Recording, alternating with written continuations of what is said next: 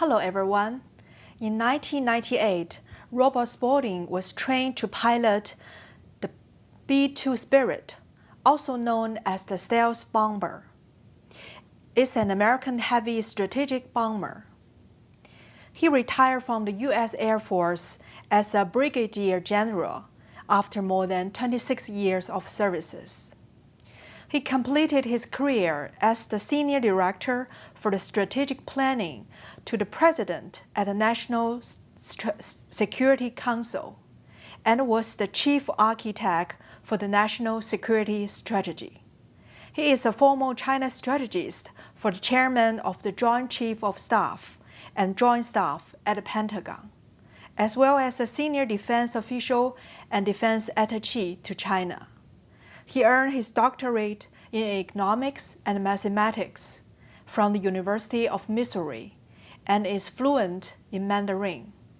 Today, we'll continue to read Robert Spalding's book, Stealth War: How China Took Over While American Elite Slept.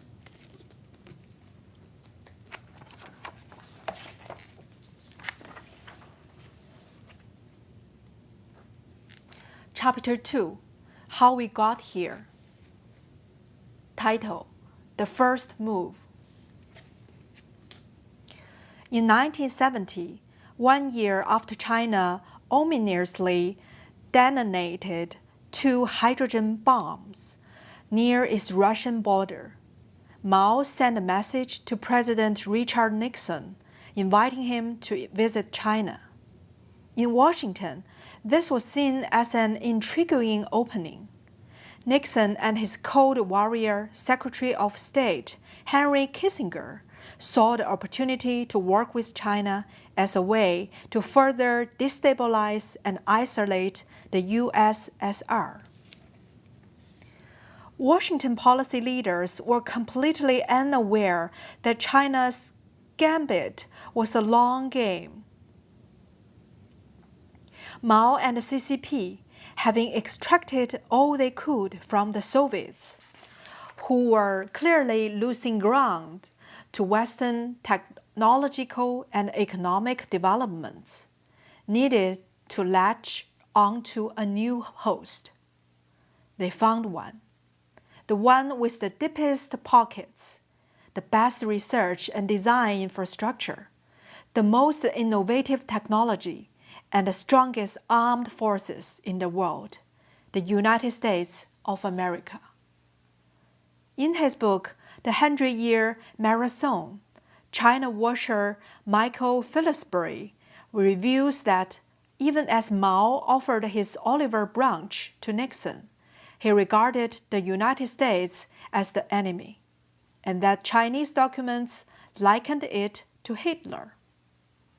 Phillipsbury also recounts how China's foreign minister, Zhou Enlai, during a meeting with Kissinger, proclaimed that America is the Ba. The Chinese interpreter politely rendered this statement as American is the leader. But this was a blatant mistranslation. Ba, as used in most political language, means tyrant. One translator was later asked why he softened Zhou's language to Kissinger. He said it would have upset him. It also might have alarmed and enlightened him.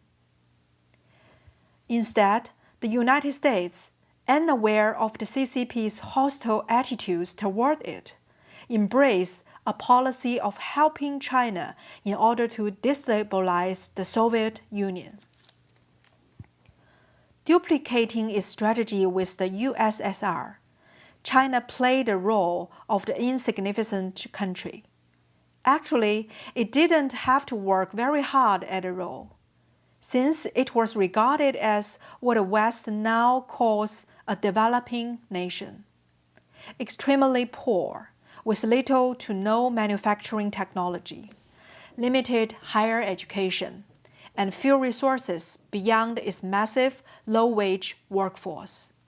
China still claims this status today.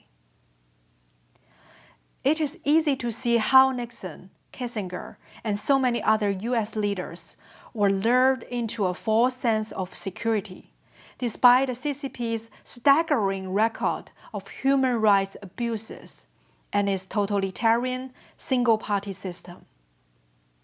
In the 1970s, China's leaders indicated to American diplomats that the country had no problem isolating Russia and ceding more power to the United States on the global stage. The idea of selling American goods to 1 billion Chinese people somewhere down the line must have been enticing as well.